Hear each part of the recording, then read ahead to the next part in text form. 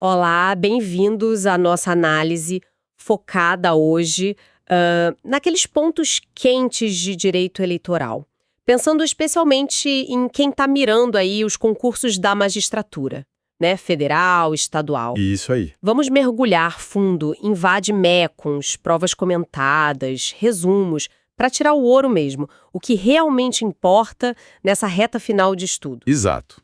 A missão aqui é essa: pensar os temas que, olha, caem mais, sabe? As teses jurídicas que decidem as questões, a jurisprudência mais fresquinha do TSE, do STF. Que não pode faltar. Não pode. Direito eleitoral muda muito, é cheio de detalhezinho, então o negócio é ir direto ao ponto nevrálgico para a prova objetiva. Perfeito. Então vamos lá. Vamos desbravar isso. A ideia é dar uma visão clara, rápida, tipo um raio-x, sabe? Para aquela revisão focada. Cobrindo desde o básico, tipo quem pode se candidatar, até aqueles nós mais complexos de financiamento, o processo penal eleitoral, enfim. Para começar, um clássico, né, que precisa estar sempre afiado. A diferença entre votar, capacidade ativa, e ser votado, capacidade passiva. Além daquela lista básica do artigo 14, parágrafo 3º da Constituição, onde é que estão os pontos que costumam gerar mais dúvida ou aquelas pegadinhas de prova? Boa pergunta.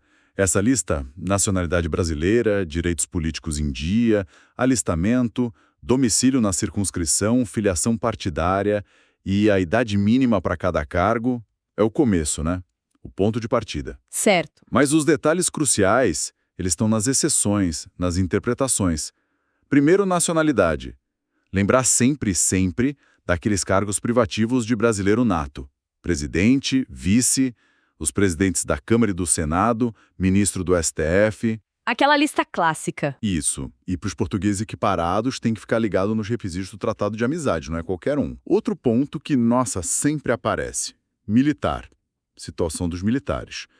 São alistáveis? Sim, claro. Menos os conscritos, né, o pessoal do serviço obrigatório. Agora, a elegibilidade aí depende do tempo de serviço. Menos de 10 anos, tem que se afastar de vez da carreira.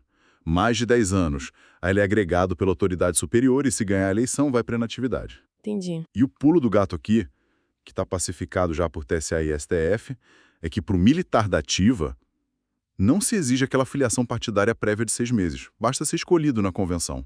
Isso é fundamental, cai direto. Entendido. E sobre o analfabetismo, que a gente sabe que é causa de inelegibilidade absoluta, como é que isso é verificado na prática? Porque a Constituição não exige um diploma, né? Exato, a inelegibilidade absoluta está lá no artigo 14, parágrafo 4º.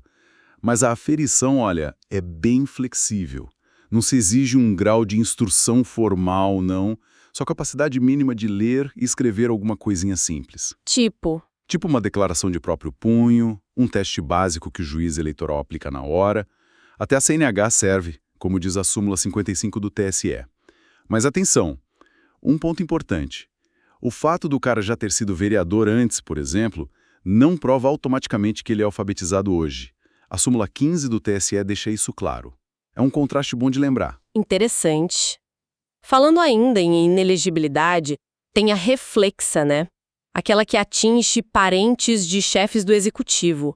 Qual que é a lógica por trás dela e quais são os limites, assim, mais importantes? A inelegibilidade reflexa, a ideia dela é evitar a formação de dinastias, né?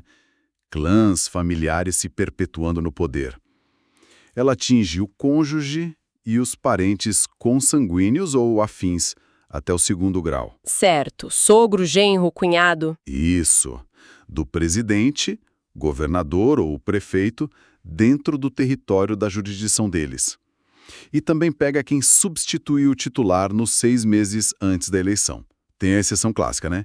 Se o parente já tem um mandado eletivo e está buscando a reeleição naquele mesmo território. Ah, sim. Mas o ponto crucial mesmo que o STF bateu o martelo na súmula vinculante 18 é que o divórcio ou a dissolução da união estável durante o mandato não afasta a inelegibilidade, tá? É uma regra claramente antifraude. Para evitar aquele divórcio de mentirinha. Exatamente. Por outro lado, se o titular do executivo morre, aí sim, a morte afasta a inelegibilidade para o parente. Isso o STF decidiu no tema 678. E vale também para a eleição suplementar, tá? Não só para a ordinária, tema 781 STF. E para a gente fechar essa parte de quem pode ou não concorrer, temos as inelegibilidades da Lei Complementar 6490, que foram, digamos, turbinadas pela lei da ficha limpa. O que é essencial saber aí para a prova?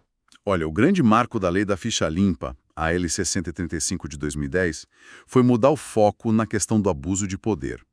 Antes, para condenar por abuso, você tinha que provar a potencialidade daquilo alterar o resultado da eleição. Era difícil. Imagino. A ficha limpa mudou isso. Passou a exigir a análise da gravidade da conduta. Se a conduta foi grave, mesmo que não se prove que mudou o resultado, pode gerar inelegibilidade. Isso facilitou muito a punição. E o prazo padrão de inelegibilidade virou 8 anos. 8 anos. E quais causas são mais comuns em prova? É vital conhecer as que mais aparecem. Primeiro, condenação criminal transitada em julgado por certos crimes, está lá no artigo 1º, inciso I, a linha E, e principalmente a linha G, rejeição de contas relativas ao exercício de cargos ou funções públicas por irregularidade insanável que configure ato doloso de improbidade administrativa. Essa é clássica. Muito. E 2 lembretes importantes do TSE. O juiz pode reconhecer essas inelegibilidades de ofício, sem precisar de provocação, súmula 45, e se surgir um fato novo, depois do registro, mas antes da eleição, que afaste a inelegibilidade, tipo uma liminar suspendendo a condenação, isso tem que ser considerado, súmula 70. Ok, então estabelecemos quem pode ou não estar na disputa. Agora, como garantir que essa disputa seja minimamente equilibrada, limpa? Aí entram o abuso de poder e as condutas vedadas. Qual a diferença prática fundamental entre esses 2 institutos? Que às vezes confunde, né? Confunde mesmo, mas a diferença é central para entender as consequências. O abuso de poder, que pode ser político, quando se usa a máquina pública, econômico, quando se derrama dinheiro, ou o uso indevido dos meios de comunicação, ele exige a comprovação da gravidade, dos fatos. A consequência, se comprovada a gravidade, é pesada. Cassação do registro ou do diploma e inelegibilidade por 8 anos. Está lá no artigo 22, incisos XV e XI, da LC 6490. Ok, gravidade é a chave no abuso. E nas condutas vedadas? Já as condutas vedadas, que estão listadas lá no artigo 73 da Lei das Eleições, a Lei 9.504/97, elas são mais, digamos, objetivas. A simples prática do ato que a lei proíbe já configura o ilícito. Não importa muito a intenção, nem se aquilo teve um impacto gigante no resultado. Ah, entendi. A sanção inicial geralmente é multa, mas, dependendo da gravidade concreta da conduta vedada, também pode levar à cassação do registro ou diploma. Então, para simplificar, no abuso o foco é o impacto, a gravidade, né? O estrago. Nas condutas vedadas, o foco é a própria ação proibida. Fez, tá errado. Exatamente. É uma ótima forma de resumir. No abuso de poder, vale lembrar de novo. Desde a ficha limpa, o critério é a gravidade, não mais se aquilo poderia mudar a eleição. E o TSE já disse que não existe uma categoria autônoma de abuso de poder religioso, tá? Se acontecer abuso vindo daí, tem que ser enquadrado como abuso político ou econômico. E exemplos clássicos que a jurisprudência traz? Ah, tem vários. Distribuir combustível em massa para eleitor. Abuso econômico. Usar um programa social do governo para promover um candidato específico. Abuso político. São casos que o TSE já julgou muitas vezes. Agora, nas condutas vedadas do artigo 73, por serem objetivas, é mais uma questão de checklist mesmo. A lei proíbe. Fez? Então é ilícito. Claro que a punição, como eu disse, tem que ser proporcional. Quais são as mais cobradas em prova? Manda aí. Primeiro, usar ou ceder bens públicos em benefício de campanha. Inciso 1º. Carro oficial, prédio público, equipamento, nada disso pode ser usado para campanha. Tem exceções. Tem, mas são mínimas. tipo usar um auditório para convenção partidária, ou uso de residência oficial e transporte por presidente, governador, prefeito, que são candidatos à reeleição, mas com regras bem específicas e ressarcimento. O TSE pega pesado nisso, até com live feita dentro de prédio público. Tem uma decisão importante sobre isso na AIG 0601211232. E o uso de servidores públicos? Pode um funcionário ajudar na campanha? Durante o horário de expediente normal dele. Proibido ceder o servidor ou usar os serviços dele para a campanha, inciso 3, a não ser que ele esteja licenciado, claro. Fora do horário de expediente, a participação voluntária é totalmente livre. O objetivo aqui é proteger a máquina pública, a impessoalidade. Outra vedação crucial, que sempre dá problema: distribuição gratuita de bens, valores ou benefícios pela administração pública no ano da eleição, inciso 4º e seu parágrafo 10º. A regra é: não pode. Mas tem exceção, né? Calamidade. Tem calamidade pública, estado de emergência. Ou então programas sociais que já estão autorizados em lei e já tinham previsão no orçamento do ano anterior. O ponto-chave aqui, que a jurisprudência martela, é o uso promocional. Mesmo que o programa seja legal ou antigo, se no ano da eleição ele é usado para exaltar um candidato para fazer propaganda, aí vira ilícita. Entendi. Mesmo que a distribuição em si seja permitida, a forma como se faz pode tornar ilegal. Exatamente. Teve um caso interessante sobre renúncia fiscal lá na Paraíba, via Confas, que o TSE permitiu. Entendeu? Que tinha critérios objetivos, não era só uma bondade de última hora para ganhar voto. E aquelas proibições que ficam mais fortes perto da eleição. Publicidade, aumento de servidor. Sim, essas são clássicas também. Publicidade institucional, inciso 6º, a linha B, proibida nos 3 meses que antecedem o pleito. Salvo exceções bem restritas, tipo propaganda de produtos ou serviços que têm concorrência no mercado, ou uma grave e urgente necessidade pública que seja reconhecida pela própria Justiça Eleitoral. E se a propaganda foi colocada antes desses 3 meses? Detalhe importante, não importa. Basta a publicidade permanecer visível no período proibido para configurar a infração, mesmo que tenha sido colocada lá atrás. E geralmente o chefe do executivo é responsabilizado pelas publicações em sites e redes sociais oficiais do governo. Mas se um cidadão postar no perfil pessoal dele? Aí não. Postagem em perfil privado de cidadão comum, mesmo que elogiando o governo, não entra nessa vedação de publicidade institucional. Também tem a vedação de dar aumento real para servidor, acima da inflação, num período perto da eleição, geralmente 180 dias antes, inciso 8º. E nada de contratar show artístico com dinheiro público para inauguração nos 3 meses antes da eleição, artigo 75. Nem candidato pode comparecer à inauguração de obra pública nesse período, artigo 77. Obra pública mesmo, tá? Não vale para obra privada que recebeu algum subsídio. Falando em coisas graves, chegamos num ponto muito sério. Captação ilícita de sufrágio. A famosa compra de votos, do artigo 41A da Lei das Eleições. O que define essa prática? Quais são os elementos essenciais que o examinador vai buscar numa questão sobre isso? A compra de votos, o 41A, é quando o candidato, ou alguém agindo em nome dele, com a concordância dele, doa, oferece, promete ou entrega algum bem ou vantagem pessoal de qualquer natureza por um eleitor em troca do voto. Essa conduta é proibida desde o pedido de registro da candidatura até o dia da eleição. E quais são os elementos-chave para configurar? São basicamente 5 que precisam estar presentes. Dolo específico. A intenção clara, específica de obter o voto. O famoso animus captandi votum. Isso não precisa ser dito com todas as letras, tipo, toma aqui e vote em mim. Pode ser inferido das circunstâncias do caso. Entendi. Segundo, qualquer vantagem pessoal. Não precisa ser dinheiro vivo. Pode ser emprego, cesta básica, material de construção, dentadura, promessa de cirurgia, qualquer benefício que atinja o eleitor individualmente. Amplo, então. Muito amplo. Terceiro, direcionamento. A vantagem tem que ser para um eleitor específico, um grupo pequeno e determinado de eleitores. Não pode ser uma promessa genérica para toda a cidade, tipo, se eleito, vou asfaltar tudo. Isso é propaganda, não 41A. Ok. Quarto, e esse é crucial, irrelevância da potencialidade lesiva.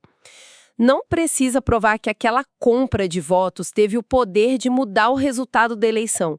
A comprovação da compra de um único voto, umzinho só, se bem provada, já é suficiente para configurar o ilícito e pode levar à cassação do registro ou do diploma. A gravidade está no ato em si, na violação da vontade do eleitor. Isso é muito importante. Um voto basta. Exato. E quinto, participação ou anuência do candidato. O candidato não precisa entregar a vantagem pessoalmente. Basta que ele tenha participado ou pelo menos concordado, sabido da prática e não ter feito nada para impedir. A participação pode ser indireta. Entendi. A gravidade intrínseca da conduta dispensa a análise do impacto eleitoral. E como é que isso é processado? Qual a ação? A ação cabível é a representação por captação ilícita de sufrágio. Ela pode ser ajuizada desde o registro até a data da diplomação.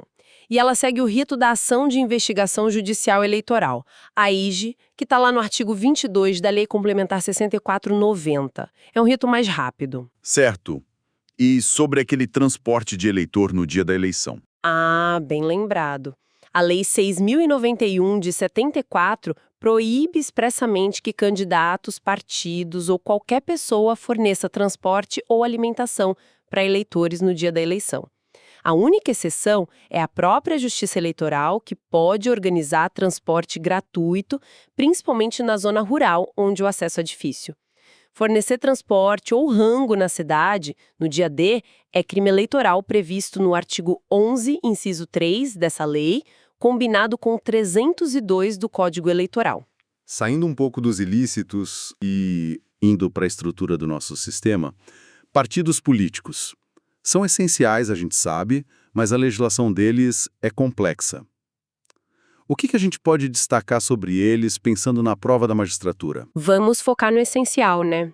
Natureza jurídica. São pessoas jurídicas de direito privado, mas têm uma função pública importantíssima de garantir a representação política. Para criar um partido, precisa daquele apoio mínimo de eleitores, 0,5% dos votos válidos para deputado federal na última eleição geral, espalhado por pelo menos 13 dos estados, com um mínimo de 0,1% do eleitorado em cada um desses estados. E, claro, registrar o estatuto no TSE. E a novidade das federações? Isso, as federações partidárias. Vieram com a Lei 14.208 de 2021. É uma união de partidos que decidem atuar como se fossem um só, com estatuto comum, programa comum e um vínculo que tem que durar no mínimo 4 anos, um mandato inteiro. Precisam ser registradas no TSE até 6 meses antes da eleição. Ponto importante, entrar em uma federação não é considerada justa causa para um parlamentar se desfiliar do partido dele e ir para outro. Entendi. E a cláusula de desempenho e a fidelidade partidária? São sempre temas quentes, né? Com certeza. A cláusula de desempenho, ou cláusula de barreira, veio com a Emenda Constitucional 97 de 2017. Ela basicamente impõe requisitos mínimos de votação para o partido ter acesso aos recursos do fundo partidário e ao tempo gratuito de rádio e TV. O objetivo é diminuir a fragmentação partidária. A exigência de desempenho vai aumentando progressivamente até 2030. E a fidelidade? Perde o mandato se mudar de partido. Do qual foi eleito, sem uma justa causa prevista em lei, perde o mandato eletivo. As hipóteses de justa causa são taxativas, estão lá no artigo 22A da Lei dos Partidos, Lei 9.096/95. São elas: mudança substancial ou desvio do programa partidário, grave discriminação pessoal ou a famosa janela partidária, que é aquele período de 30 dias que antecede o prazo final de filiação para concorrer na próxima eleição. E fusão de partido, incorporação. Fusão ou incorporação de partidos também é considerada justa causa para desfiliação, mas entrar em federação, como eu disse, não é. E o financiamento? Sempre polêmico. Regras que mudam. O que é crucial saber? Bom, o dinheiro hoje vem basicamente de 2 fontes públicas principais: o fundo partidário e o Fundo Especial de Financiamento de Campanha, o FEFC, ou Fundo Eleitoral. Isso é complementado por doações de pessoas físicas. Doação de pessoa jurídica, de empresa, está proibida pelo STF desde a AD 4.650. E as cotas? Feminina, racial? Pontos críticos aqui. Primeiro, a aplicação mínima de 30% dos recursos do fundo eleitoral e do tempo de TV e rádio em candidaturas femininas. Isso foi determinado pelo STF na AD 5.617 e depois virou lei. Segundo, a Emenda Constitucional 111 de 2021 trouxe uma novidade. A contagem em dobro dos votos dados a candidatas mulheres e a candidatos negros para a Câmara dos Deputados no período de 2022 a 2030 para fins de distribuição desses fundos partidário e eleitoral. É um incentivo. E a divisão entre as mulheres? O TSE também já se posicionou sobre isso. Decidiu que a divisão dos recursos destinados às mulheres entre candidatas negras e brancas deve ser feita de forma proporcional ao número de candidaturas de cada grupo apresentado pelo partido. Não pode direcionar tudo só para um grupo. E a prestação de contas? Obrigação anual dos partidos tem que ser apresentada até 30 de junho do ano seguinte ao exercício. Quem fiscaliza é a Justiça Eleitoral, TSE para os órgãos nacionais, TRS para os estaduais e juízes para os municipais. Uma facilidade: órgãos municipais que não movimentaram dinheiro no ano só precisam entregar uma declaração de ausência de movimentação. Se as contas forem desaprovadas, a sanção é devolução de valores e multa até 20%. Mas isso não suspende o registro do partido ou do órgão. Ok. Chegamos na propaganda eleitoral. Sempre um terreno delicado, cheio de regras. O que é crucial lembrar aqui? Primeiro, o marco temporal. Propaganda eleitoral mesmo, pedindo voto, só pode depois de 15 de agosto do ano da eleição. Ponto. Antes disso, a gente tem o período da chamada pré-campanha, que é regido pelo artigo 36A da Lei das Eleições. Que permite bastante coisa, né? Permite. Ele diz que não configura propaganda antecipada, a simples menção à pré-candidatura, a exaltação das qualidades pessoais do pré-candidato, participação em entrevistas, debates, encontros em ambiente fechado, divulgação de ato parlamentar, posicionamento nas redes sociais, desde que não haja pedido explícito de voto. Ah, e aí que mora o perigo. O que é pedido explícito? Exatamente, essa é a linha tênue.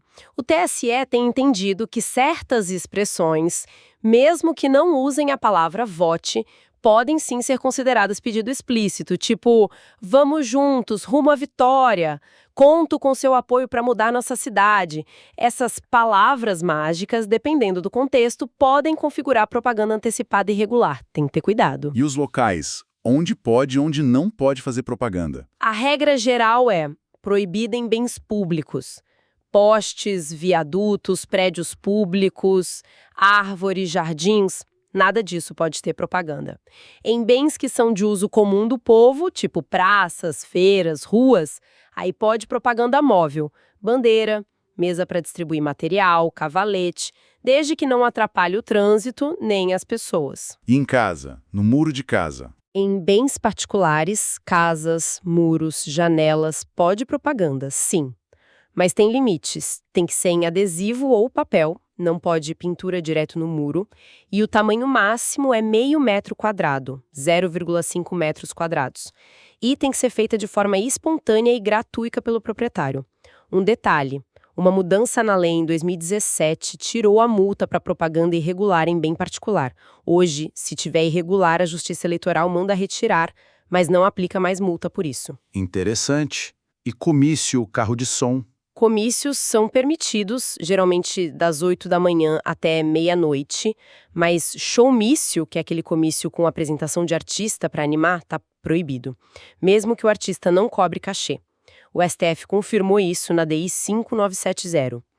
Carro de som e mini-trio só podem circular em carreata, caminhada, passeata ou ficar parado durante comício ou reunião, e com limite de volume, claro. E aqueles brindes clássicos de campanha? Camiseta, boné, chaveiro? Totalmente vedado. O artigo 39, parágrafo 6º, proíbe a confecção, utilização ou distribuição por comitê, candidato ou qualquer pessoa de camisetas, chaveiros, bonés, canetas, brindes, cestas básicas ou qualquer outro bem ou material que possa dar alguma vantagem ao eleitor. Isso é muito sério, pode até configurar compra de votos dependendo da situação. E no dia da eleição? O que pode e o que não pode? No dia D, proibido fazer boca de urna, arregimentar eleitor, ficar abordando na entrada da sessão, fazer qualquer tipo de divulgação de propaganda de partidos ou candidatos. O que é permitido é a manifestação individual e silenciosa da preferência do eleitor. Tipo, usar um adesivo? Isso. Um adesivo na roupa, um broche, uma bandeira, desde que seja individual e sem barulho. O que não pode é a aglomeração de pessoas com vestuário padronizado, todo mundo com a mesma camisa de candidato, por exemplo. E na internet, no dia da eleição, é proibido impulsionar conteúdo novo, mas o que já estava publicado antes pode continuar no ar. A internet, aliás, é um capítulo à parte hoje em dia, né? Muita regra nova. Com certeza. Propaganda na internet é permitida. Em sites do candidato, do partido, em blogs, redes sociais, mas tem regras. É vedado o anonimato, sempre tem que identificar quem está pagando pela propaganda, dispara em massa de mensagens por WhatsApp ou outra plataforma sem o consentimento prévio de quem recebe é proibido. E o impulsionamento de posts? Pagar para aparecer mais. O impulsionamento de conteúdo é permitido, sim, mas tem que ser contratado diretamente com a plataforma Google, Meta, etc. Não pode ser por empresa terceira. E tem que estar claramente identificado como conteúdo patrocinado, como propaganda eleitoral. O grande foco do TSE nos últimos anos tem sido o combate à desinformação, às fake news e agora aos deepfakes. Aqueles vídeos falsos super realistas. Exato. O TSE tem editado resoluções, como a 23.732 de 2024, para tentar coibir isso, considerando essas práticas como abuso do poder ou uso indevido dos meios de comunicação. E, por fim, vale lembrar do direito de resposta, previsto no artigo 58, que é a ferramenta para quem for ofendido, calúnia, difamação e injúria, ou for alvo de fato sabidamente inverídico na propaganda. Mas os prazos para pedir são curtíssimos, decadenciais, tem que agir rápido. Para finalizar nossa análise de hoje, vamos para o processo penal eleitoral. Tem suas peculiaridades, né? Quais são os pontos-chave que um futuro magistrado, seja estadual ou federal, precisa dominar? Sim, tem várias particularidades. Primeiro, competência. A regra geral é que os crimes eleitorais são julgados pelo juiz eleitoral de primeira instância. Da decisão dele, cabe recurso para o TRE e depois para o TSE. E se tiver conexão com outros crimes? Se um crime eleitoral for conexo com um crime comum estadual ou federal, a Justiça Eleitoral puxa a competência para julgar ambos, salvo duas exceções importantes. Se a conexão for com crime doloso contra a vida, aí a competência é do Tribunal do Júri, Justiça Comum. E se for conexão com crime militar, competência da Justiça Militar. E foro privilegiado? Se a pessoa tiver foro por prerrogativa de função previsto na Constituição, deputado federal, senador, governador, etc., o julgamento vai direto para o tribunal competente, que pode ser o TRE, o STJ ou até o STF, dependendo do cargo. Ah, e um detalhe, ato infracional, quando um menor comete algo análogo a crime eleitoral, a competência não é da Justiça Eleitoral, é da Vara da Infância e Juventude da Justiça Comum. Sobre a ação penal, a regra é ser pública incondicionada. O titular é o Ministério Público Eleitoral.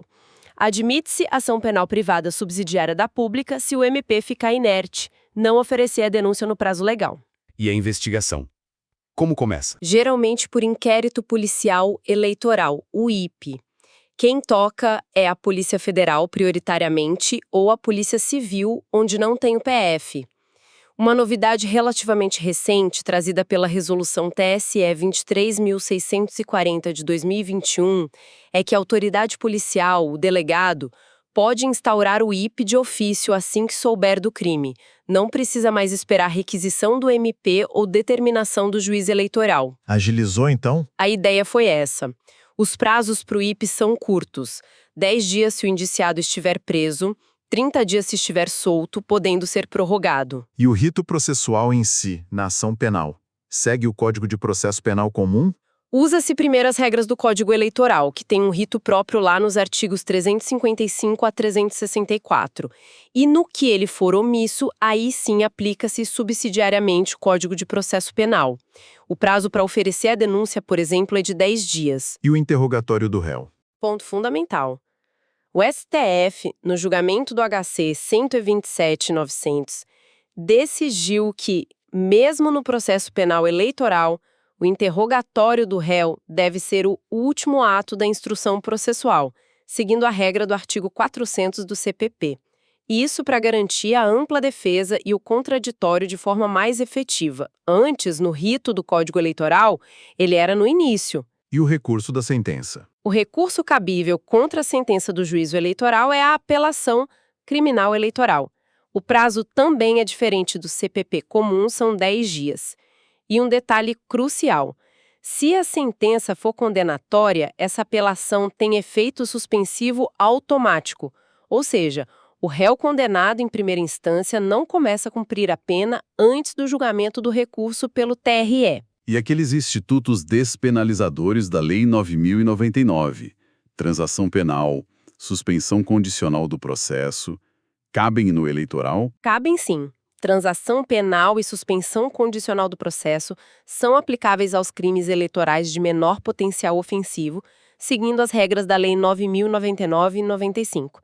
A não ser que o crime eleitoral tenha um sistema punitivo muito especial que seja incompatível. E para fechar, quais crimes eleitorais merecem uma atenção especial na hora do estudo? Olha, são vários, mas alguns são figurinha carimbada em prova. Corrupção eleitoral, artigo 299 do Código Eleitoral. Lembrar que é crime formal se consuma com a simples oferta ou promessa da vantagem em troca do voto. Não precisa que o eleitor aceite ou vote. Falsidade ideológica e eleitoral, artigo 350. Omitir ou inserir declaração falsa em documento público ou particular para fins eleitorais. É o crime típico do caixa 2 na prestação de contas. E a violência política contra a mulher? Exato. A Lei 14.192 de 2021 trouxe mudanças importantes. Ela tipificou crimes específicos, como o do artigo 326b, que é assediar, constranger, humilhar ou ameaçar candidata ou detentora de mandato eletivo, buscando impedir ou dificultar a campanha ou o mandato dela por ser mulher. E também criou causas de aumento de pena para outros crimes eleitorais, como difamação, injúria, calúnia eleitorais, quando cometidos com menosprezo ou discriminação à condição de mulher ou por motivo de raça, cor, etnia, especialmente se for pela internet ou redes sociais. É um tema muito atual e relevante. Nossa, cobrimos muitos pontos críticos hoje. Desde quem pode ser candidato, passando pelas regras para um jogo mais limpo, abuso de poder, condutas vedadas, a gravidade da compra de votos, a estrutura dos partidos e seu financiamento sempre complicado, as armadilhas da propaganda, especialmente na internet, até as particularidades do processo penal eleitoral. Ufa! Esperamos que essa análise focada seja um ótimo reforço aí na preparação. Sem dúvida. Foi uma passada geral nos pontos que costumam ser mais cobrados, né? E para levar como reflexão, sabe? Algo para pensar além do que está escrito. Eu deixo uma questão que permeia muitos desses temas que a gente falou, principalmente financiamento e propaganda na era digital. Diante dessa crescente complexidade das regras, da judicialização intensa de tudo, qual o desafio e qual o papel que se espera do futuro magistrado, da futura magistrada, para conseguir assegurar a integridade das eleições frente a essas novas tecnologias, a essas pressões sociais todas? Boa provocação. É algo que vai além da letra fria da lei, né? Exige uma postura atenta, equilibrada do julgador. Fica aí para pensar. Excelente ponto para reflexão, sem dúvida. Fique então ao nosso convite para revisitar os julgados, as súmulas, as resoluções que a gente mencionou aqui. Agradecemos muito a audiência e até a nossa próxima análise aprofundada.